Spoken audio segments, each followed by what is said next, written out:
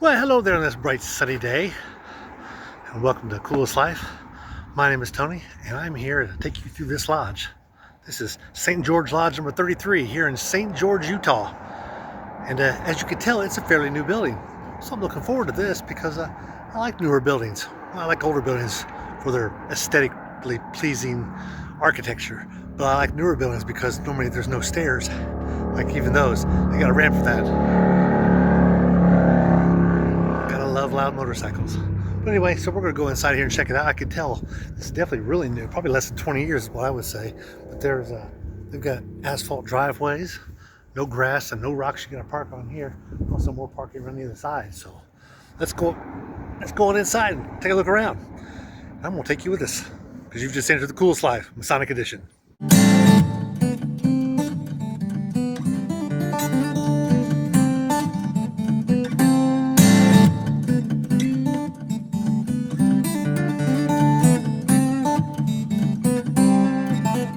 Good news, we are in. This is kind of the meeting foyer area here. And this is actually a picture of a past Grand Master who is currently their General Secretary here for the, and his name again? Dean Ryan. Dean Ryan. So didn't get a chance to meet him today, but this is his home lodge. And we've seen some of these. Well, like everything's really crisp and clean. The on the outside of the building it says 2005 is when the building was constructed, and that was actually officially completed in 2011. Lots of Masonic stuff like that. We're going to go on inside this room here. I definitely appreciate the tour. So this is the main room here. I won't start over here as I normally do. Chairs look fairly comfortable, actually. It's actually surprising to see. I think the last lodge we were in, they were all wooden, and the person who gave me the tour said those are the most uncomfortable chairs ever. That was Brother Tibbetts. He told me about that one. So really like the square down here. He's got, can't tell you what that's for, but he's got his column. Let's see what we got in the column. Oh, there it is. Nice level on the column. Good ones there. But check out this. One of the brothers was a woodsman. Obviously, he's a really good craftsman, and he built this chair. Is that not? I mean, this is all made of wood. I've never seen one like this. Never seen one so ornate like this. I have seen some that were ornate, but you could tell good and well that they came from a factory somewhere. They're pretty standard, and they're all pretty and everything. But man, this thing is one of a kind. That's what it is. Nice. He also made this here, which is also made of wood. It's just beautiful, all the detail he put in it. All Masonic related. You got the winding stairs there in the center. It's really nice. Master's got one too, and they were going to make one for the junior warden, but he got called away and went to another lodge, or basically left town. He's not in the area anymore.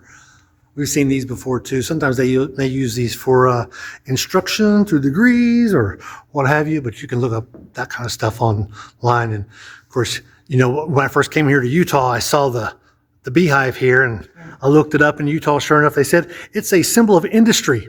That sounds familiar. That's what we use it for too. These columns, barely 6 feet, maybe 6'2". But they're in really good condition. I like those columns. There you go. Is this used for your Tyler sword or not? That one's used for receiving the candidate. Receiving candidates, okay. Yeah, typically you see any kind of sword, it's going to have York Rite symbolisms on it in a Masonic lodge, even if they're not doing a York Rite degree. Those are nice. I like those. I actually got my my sword online, because you can buy those online, but it was an old sword. It's actually from a gentleman in Hawaii. Is where I got my sword. This, of course, is here in the north. And you got another one of these that talks about some of the symbolisms. You can find all this stuff here online, so I do not go through that kind of stuff. I'll let you decide for yourself. Now, this is a point within a circle. You find these in most lodges, and it is required for all well-governed lodges in the state of Utah to have one of these inside the room somewhere. It doesn't have to be in a shadow box, which this is actually, that's a live book. That's not anything fake there. So a Bible there, but this is actually pieces of wood inside of this. It's really nice. They've done a real good job with it. It's real clean, just like the sconces there that make it look like a melting candle up top. Yeah, right up there. So just a nice touch. I know what those are for. But I don't talk about that. I don't see a lot of, I would say typically staffs. This is almost got a blue hue to it, doesn't it? Yes. Yeah, nice. Normally I see them brown. They look like wood all the way up and down. Some are white, gold. I've seen gold. Some pieces that are solid brass, But I love the size of this Ashlar too, huh? Ooh. Local. It's local and it is not fake. This area here is known as Red Rock area, so definitely nice. That's that's actually the rough Ashlar here, and you get the smooth Ashlar over here. But those are girthy. At first, when I first saw it, I thought it was hollow maybe because of its size. That thing's big. It's got some weight to it. Let me tell you. Some other nice little pieces here. So yeah, let's look at this. This is another one that's. Can we turn that light on? Oh yeah, there's a light down here. He's got. See that light up? That's nice. And what's this here say? Grand Architect of the Universe. Oh. Okay, I thought that was a D. That's why I said that. I was like, I just don't know that the script is all. But this is all really nice. I mean, look at that. That's woodwork. That's woodwork all All day. seeing eye up here. All seeing eyes in the center. Nice. Love the bear claws. Yeah. Also 2 different colors there, huh? That's nice. So here's your Tyler sword here. Yep. Okay. Gotcha.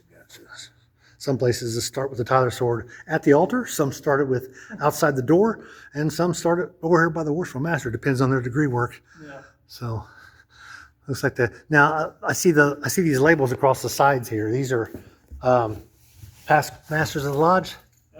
Yes. Sure is. Just not updated. Just not updated. Last couple of years. That's neat. Never seen that. Never seen that before. It actually says 33rd down there at the bottom. But I've never seen that on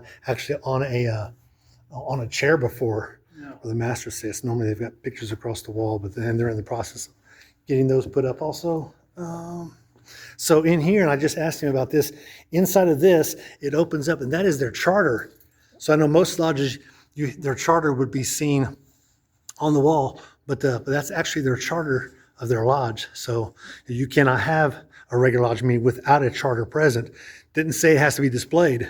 It doesn't say it has to be on the wall. Not that I've ever seen. It's always said it just has to be, you have to have that. That's cotton there. Yeah, he's got some little things that's pretty cool. I don't think I've ever seen a gavel looks quite like that one. That's unusual. He probably got that as Grand Master or something, is my guess. I actually don't know. That's new since I've joined, but it's actually plastic. Oh, okay. It looks like a gavel. It looks like a gavel. And if you hit it just right, it sounds like an impressive gavel Oh, is that right? because it's hollow. So here's where their stewards would sit, and you got a working tool there. And we've got this up on top. I see some places that even though they're at ease, they won't put their gavel up, and they say they only do that when they actually go dark, and during a regular meeting they'll put it up there. Other than that, they don't put their small column up there. Most jurisdictions, if you're not at labor, you're at refreshment, then you're going to put a column there. Other organizations have that too.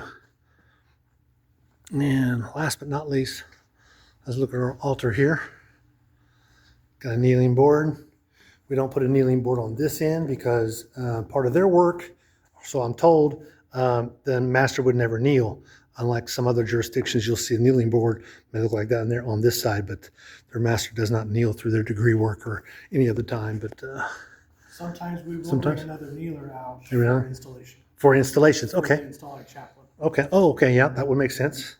And this triangle formation, does it have to be a triangular formation Yes. to your knowledge? Okay.